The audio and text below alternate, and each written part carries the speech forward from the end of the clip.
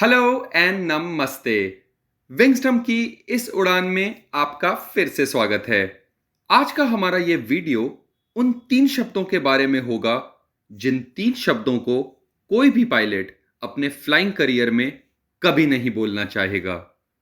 ये 3 शब्द जो कोई भी कैबिन क्रू अपने करियर में कभी नहीं सुनना चाहेंगे।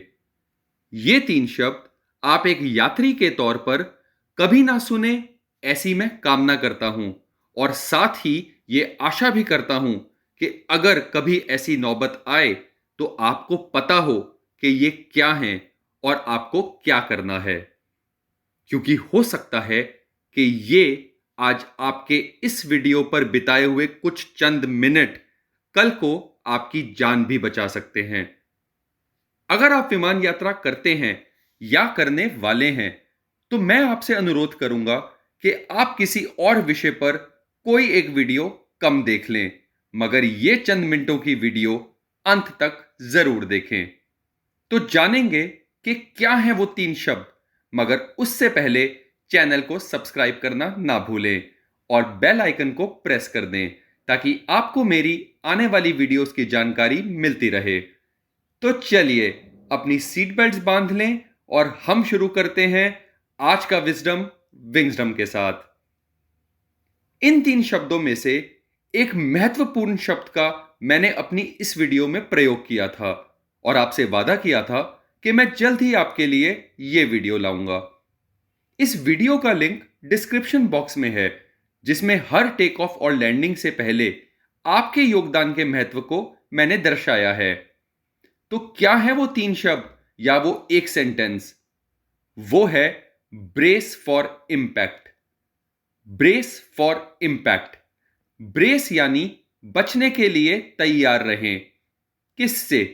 इंपैक्ट यानी किसी भी तरह के प्रभाव या चोट से। यह एक कमांड है जो पायलट आपको अपने कॉकपिट से बोलता है, जिसके कुछ सेकंड्स बाद वो एक इमरजेंसी लैंडिंग करने वाला होता है। वो लैंडिंग रनवे पर, पानी पर, खेत पर, पहाड़ पर, कहीं भी हो सकती है। अब जाहिर सी बात है कि क्योंकि वो एक इमरजेंसी फोर्स्ड लैंडिंग है, जो कि किसी तकनीकी खामी की वजह से या प्लेन में आग लगने या किसी और परेशानी की वजह से करनी पड़ रही है, जहां इतना समय नहीं है कि एक सुरक्षित और उपयुक्त तरह से प्लेन को लैंड कराया जा सके।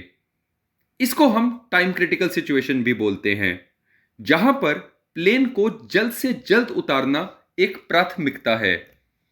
एक आम गलत धारणा है कि यदि कोई हवाई जहाज दुर्घटनाग्रस्त हो जाता है तो सभी यात्रियों और विमान कर्मियों के हताहत होने की पूरी संभावना है, जबकि वास्तव में राष्ट्रीय परिवहन सुरक्षा बोर्ड यानी एनटीएसबी की रिपोर्ट, जो कि कई सालों की दुर्घटनाओं के विश्लेषण पर आधारित है, के अनुसार ऐसे कई हादसों में कई यात्रियों और विमान कर्मियों की जान बच जाती है और इसमें ब्रेस पोजीशन का एक महत्वपूर्ण योगदान है। सबसे पहले हम यह समझते हैं कि यह इंपैक्ट यानी प्रभाव क्या है। अगर आप सड़क पर चल रहे हैं और एक पत्थर से टकराते हैं तो आपका प्राइमरी इंपैक्ट पत्थर से होगा, लेकिन यदि आप उससे टकराकर सड़क पर गिरते हैं तो आपका सेकेंडरी इंपैक्ट सड़क से होगा। इसी तरह जब कोई विमान दुर्घटनाग्रस्त होता है तो आप पर 2 प्रभाव पड़ते हैं। प्राथमिक प्रभाव यानी प्राइमरी इंपैक्ट विमान के सतह जैसे कि जमीन के टकराने से होगा और द्वितीयक प्रभाव या सेकेंडरी इंपैक्ट हवाई जहाज के अंदर होगा, जो कि पैसेंजर्स के आपस में टकराने से या एयरक्राफ्ट की बॉडी या उसके अंदर रखे किसी और सामान के टकराने से हो सकता है। यात्रियों को सबसे पहले सीट बेल्ट कसने का एहसास होता है, जो कि एक प्राइमरी इंपैक्ट है। लेकिन जैसे ही विमान रुकता है या हिलता है तो विमान रुकने के बावजूद भी आपका शरीर आगे की तरफ बढ़ता रहता है और उसके किसी और चीज से टकराने की संभावना बढ़ जाती है, जिसको हम सेकेंडरी इंपैक्ट कहते हैं। ऐसा आपने कभी बस या कार में तेज ब्रेकिंग के समय अनुभव किया होगा। ब्रेस पोजीशन क्या है? एक विमान के आपातकालीन लैंडिंग के लिए या इमरजेंसी लैंडिंग के लिए वो स्थिति या पोजीशन जहां यात्री अपने सिर के पीछे हाथ रखकर आगे की तरफ झुकते हैं। ब्रेस स्थिति का महत्व क्या है? ब्रेस पोजीशन आपात स्थिति यानी इमरजेंसी सिचुएशन की तैयारी में उपयोग की जाने वाली सबसे महत्वपूर्ण सुरक्षा प्रथाओं में से एक है। ब्रेस स्थिति में दोहरा कार्य होता है। सबसे पहले यह शरीर के फैलने या लहराने को कम करता है ताकि चोट लगने के लिए शरीर का कम से कम पार्ट एक्सपोज्ड हो।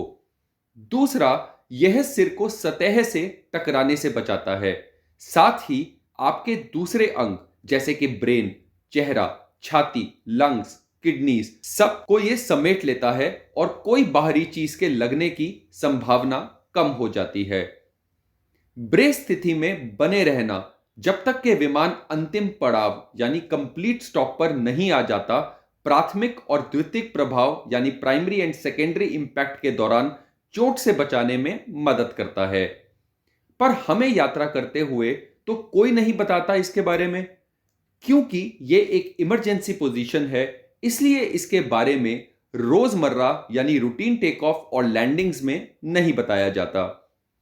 तो क्या कैबिन क्रू हमें इमरजेंसी में इसके बारे में बताएंगे?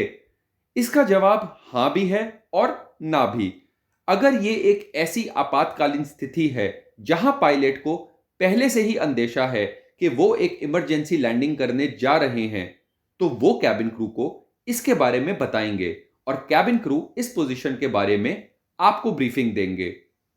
इस पोजीशन का वर्णन या मेंशन आपकी सीट पॉकेट में रखे सेफ्टी इंफॉर्मेशन कार्ड में भी होता है। क्या ऐसा हो सकता है कि हमें कैबिन क्रू इसके बारे में ना बताएं? जी हां, यदि पायलट के पास इतना समय ही नहीं है कि वो कैबिन क्रू को यह बता सके कि वो एक इमरजेंसी लैंडिंग करने जा रहा है, तो कैबिन क्रू इसके बारे में आपको नहीं बता पाएंगे। ऐसा कब हो सकता है? अभी कुछ साल पहले अमेरिका की हडसन नदी पर एक विमान की इमरजेंसी लैंडिंग हुई थी, जिसमें टेक ऑफ करते ही विमान के दोनों इंजन्स में बर्ड हिट हो गया और इंजन्स फेल हो गए। यहां पायलट्स के पास बिल्कुल समय नहीं था कि वो कैबिन क्रू को बता सके कि उन्हें क्या तैयारी करनी है और वो कहां लैंड करने वाले हैं। मैं सुझाव दूंगा कि इससे संबंधित एक मूवी जिसका नाम सली है, आप इसको जरूर देखें। इस हादसे में कप्तान सलनबर्ग ने विमान को नदी में उतारने से कुछ सेकंड्स पहले ब्रेस फॉर इंपैक्ट अनाउंस किया। यह विमान की वास्तविक तस्वीर यानी एक्चुअल इमेज है। सभी यात्री और कर्मी दल इस लैंडिंग में जीवित रहे। क्या कैबिन क्रू भी कोई कमांड देता है? जी हां, पहले यह कमांड ब्रेस ब्रेस होती थी, मगर समय के साथ यह महसूस किया गया कि अक्सर उन क्रिटिकल मोमेंट्स में यह कमांड यात्रियों को समझ में नहीं आती, तो कैबिन क्रू अब यह कमांड देते हैं, हेड्स डाउन स्टे डाउन या बेंड डाउन ग्रैब एंकल्स। हर एयरलाइन कंपनी और एयरक्राफ्ट मैन्युफैक्चरर की अपनी रेकमेंडेड ब्रेस कमांड्स होती हैं, जो कि कैबिन कर्मी अपनी सीट से विमान के नीचे आने तक लगातार चिल्लाकर बोलते हैं। क्या ब्रेस पोजीशन भी अलग अलग होती हैं? सीट ओरिएंटेशन या कैबिन कॉन्फ़िगरेशन के अनुसार सबसे उपयुक्त ब्रेस स्थिति अलग हो सकती है। साथ ही अगर कोई ऐसा यात्री है जो कि एक इन्फेंट यानी नवजात शिशु के साथ यात्रा कर रहा है या कर रही है, या एक गर्भवती महिला और प्रेग्नेंट वुमन है, तो उनके लिए ब्रेस पोजीशन कुछ इस प्रकार होगी। यहां आप देखेंगे कि वे पूरी तरह से झुके नहीं हुए और उनका सपोर्ट के लिए एक हाथ आगे है। ब्रेस पोजीशन में कुछ खास ध्यान रखने वाली बातें: अपनी ठुड्डी यानी चिन को छाती से लगाएं, आगे झुकें, एक गेंद की तरह अपने आप को रोल अप करें, हाथों को सिर के ऊपर रखें, बाहों को निचले पैरों के किनारों पर रखें या निचले पैरों को पकड़ें। निचले पैर, जिन्हें हम एडी भी कहते हैं, निचले पैरों को पकड़ने से अधिक स्थिर स्थिति मिल सकती है। जितना हो सके पैरों को फर्श पर सपाट रखें। Keep your feet flat. आप अपनी उंगलियों को अपने सिर पर लॉक ना करें, बल्कि एक दूसरे के ऊपर रखें। एक सुझाव यहां पर यह भी है कि अगर आप राइट हैंडेड हैं तो दाहिने हाथ को बाहिने हाथ के नीचे रखें, ताकि हाथों पर कुछ ऊपर से गिरने की स्थिति में आपका राइट हैंड सुरक्षित रहेगा। ध्यान रखें कि ये सब जनरल गाइडलाइंस हैं। आप जिस एयरलाइन या विमान में यात्रा कर रहे हैं उसके सेफ्टी इंफॉर्मेशन कार्ड में दी गई जानकारी का पालन करें तथा कैबिन कर्मियों के दिए गए निर्देशों का पालन करें। हवाई यात्रा सबसे सुरक्षित यात्रा का माध्यम माना गया है, मगर दुर्घटना कभी भी कहीं भी हो सकती है, फिर चाहे आप विमान में हो या अपने घर पर।